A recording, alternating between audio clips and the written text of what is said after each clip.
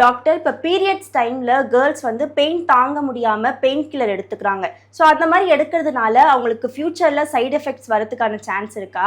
அதே மாதிரி இப்போ இருக்கிற ஜென்ரேஷன் என்ன பண்ணுறாங்கன்னா, பீரியட்ஸ் வரக்கூடாது, தள்ளி போகணும் அப்படின்றதுக்காகவும் டேப்லெட் எடுத்துக்கிறாங்க. இந்த மாதிரி டேப்லெட் எடுக்கிறது எந்த அளவுக்கு சேஃப் இல்லை அப்படின்றத சொல்லுங்கள் டாக்டர். ஃபஸ்ட்டு பெயின் கில்லர்ஸ் பற்றி சொல்வோம்.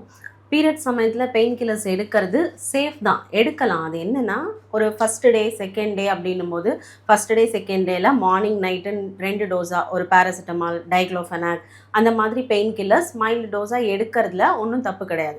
பட் ஒரு 5 டேஸ் அவங்களுக்கு பீரியட்ஸ் இருக்குன்னா அந்த 5 டேஸும் மார்னிங் நைட்டுன்னு கண்டினியூஸாக எடுக்கிறதும் சரி, அதுக்கப்புறம் எவ்ரி மந்த் அதே ப்ராக்டிஸ் மாதிரி பண்ணுறதும் வந்துட்டு அப்போ பெயின் கில்லரோட சைடு எஃபெக்ட்ஸ் கண்டிப்பாக இருக்க செய்யும். அதனால் இட் இஸ் சேஃப், ஆனால் வந்துட்டு அதை ரெகுலர் ப்ராக்டிஸ் மாதிரி வச்சுக்கக்கூடாது.